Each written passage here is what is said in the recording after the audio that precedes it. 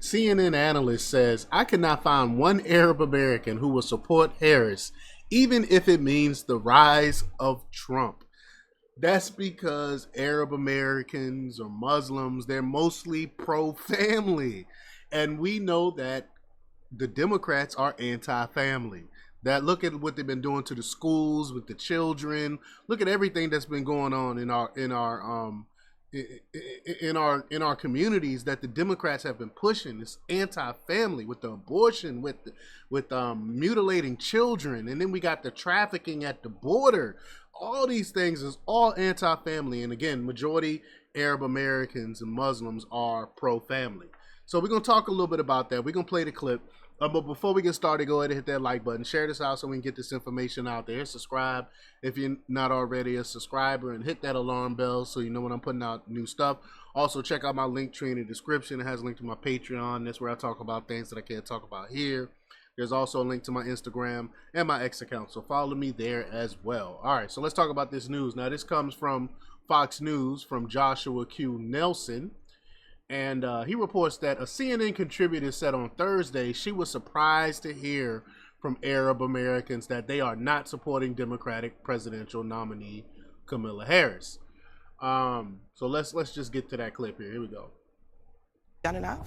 I don't think so. And I've been talking to people in the business sector in the Arab American community, and I was really surprised this week to get an earful to hear them say that they would much rather either vote a third party, not vote at all, or vote for Donald Trump.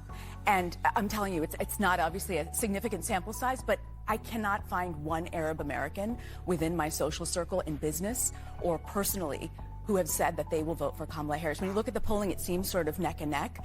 What they are saying, and this is not a Donald Trump campaign line, that Tiffany Trump's father-in-law, who's a Lebanese businessman, has been successful in kind of converting and talking to people to explain why Trump would be better. Even with the Muslim ban, even with everything else that has happened, they feel they do not have any political clout. They don't have any political operation. The only political power they have is their vote, even if it means the rise of Donald Trump. That's extraordinary. That's extraordinary. Wow. There you have it. Now, again, I'm not surprised by this. Again, because the majority of the Arab Americans, they are pro-family. Now,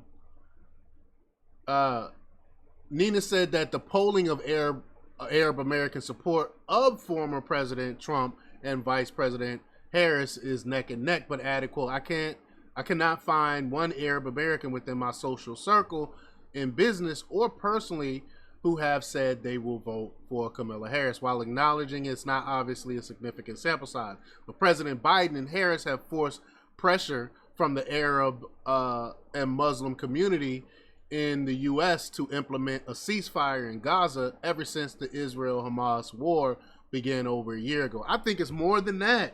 I think it has to do the attack on family is why they are supporting them. Well, Muslim and Arab Americans protested Biden in the Michigan Democratic primary earlier this year by voting uncommitted. Harris has said she supports Israel's rights to defend itself and would not withhold weapons from the country, but has also called for a ceasefire, expressing hope that the killing of Hamas terror chief Yahya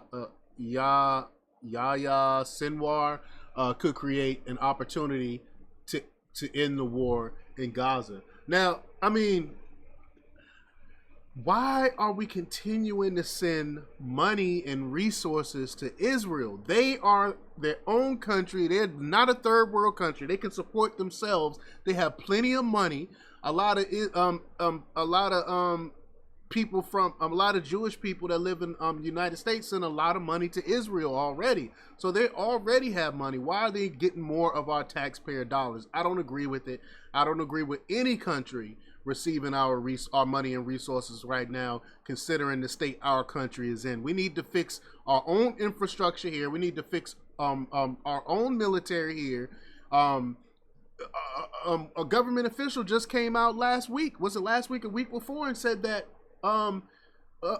China will eat our lunch. If we go to war with China right now, they will eat our lunch because we don't have the funds to defend ourselves. We don't have the resources to really defend ourselves against a major country like China.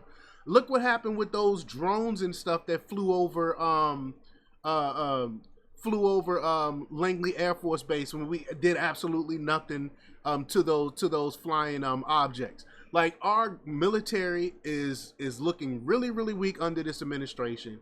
Why are we sending our funds and our resources to other countries where we should be shoring up our own stuff? But Trump recently said he is Israel's protector and reaffirmed his support for the Jewish state. According to Neinan, quote, what Arab Americans are saying, and this is not a Donald Trump campaign line, that Tiffany Trump's father-in-law, who's a Lebanese businessman, has been successful in kind of converting and talking to people to explain why Trump will be better, even with the Muslim ban, even with everything else that that has happened.